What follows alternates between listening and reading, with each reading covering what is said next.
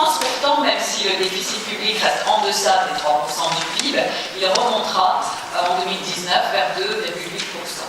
Le Haut Conseil des finances publiques souligne cependant que la part structurelle du déficit ne baisse pas vraiment pour l'instant. En effet, le gouvernement, comme vous l'avez fait à Lyon avec les immeubles de la rue Grolet ou les actions de la CNR, réalise quelques ventes conjoncturelles cette année, en l'occurrence celle des actions Safran pour 1,2 milliard d'euros, mais celles-ci ne pourront pas se reproduire chaque année.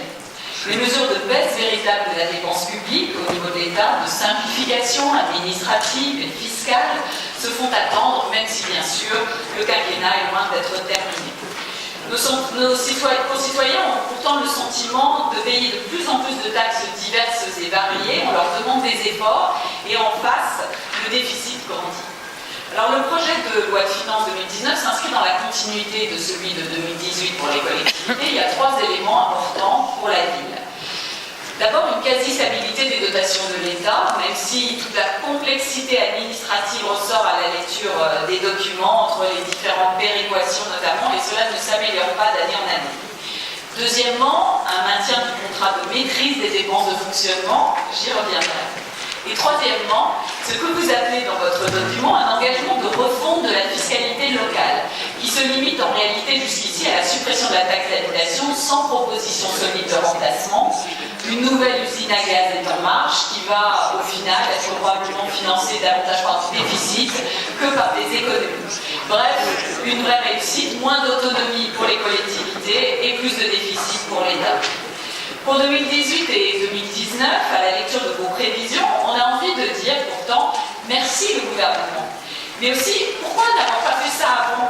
Ce n'est pas faute de vous l'avoir répété année après année. Avant d'augmenter les recettes, pensez d'abord à baisser les dépenses, comme le fait toute entreprise ou tout ménage qui est confronté à une baisse de ses revenus. Mais non, vous le soulignez vous-même dans le document, les dépenses de fonctionnement ont augmenté de 2,2% en moyenne par an entre 2009 et 2016, alors que les dotations de l'État se stabilisaient puis baissaient à partir de 2010. Votre plan marge de manœuvre comportait autant de hausses de recettes que de baisses de dépenses. Et là, miracle, je lis en page 33, je cite, l'effort de la ville au redressement des finances publiques se transforme. Le plan marge de manœuvre, qui permettait de générer aussi bien des baisses de dépenses que des augmentations de recettes, il serait plus exact de dire surtout des augmentations de recettes, n'apparaît plus comme étant l'outil adapté à cette nouvelle situation. Même si, de ligne plus bas, vous soulignez la forte hausse des recettes de stationnement et son impact sur le plan marge de manœuvre, vous ne pouvez pas vous en empêcher.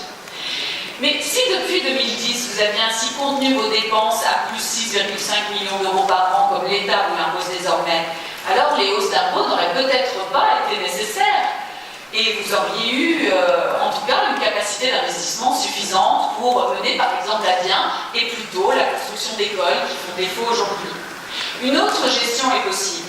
Beaucoup de collectivités s'y mettent. Les exemples foisonnent avec le numérique, dans la gestion du parc immobilier, des espaces publics. Je ne dis pas que c'est facile, mais au moins elles essayent. Revenons à vos prévisions. En 2018, donc, une épargne brute en hausse grâce à la contractualisation de l'État qui limite la hausse de vos dépenses de fonctionnement à 1,15%.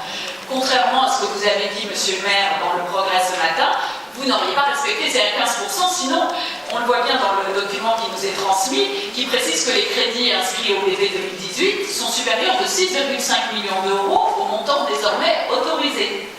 Et cette épargne brute en hausse, elle est bien sûr due aussi au dynamisme des recettes de stationnement, elle-même due à la mise en place d'un forfait post-stationnement très élevé. En 2019, la croissance des dépenses sera toujours limitée par contrat. Avec des recettes en hausse de 2% et des dépenses de 1,15%, vous maintiendrez un taux d'épargne brute et un endettement acceptable. Vraiment merci à la contractualisation. Mais ensuite, qu'allez-vous faire, monsieur le candidat déclaré, si vous êtes réélu comme vous le souhaitez? Augmenter de nouveau les impôts et les redevances alors que Lyon est déjà une des collectivités les plus taxées de notre pays? Car les marges de manœuvre ne sont pas vraiment fortes. Quelle réforme de structure aurez-vous fait pendant ce 3e mandat?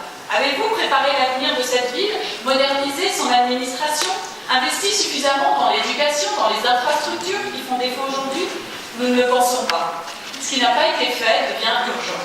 Une gestion au jour le jour, c'est ce que ce rapport montre encore une fois. Si nous prenons acte de la tenue de ce débat d'orientation budgétaire, nous ne les partageons pas. vous remercie.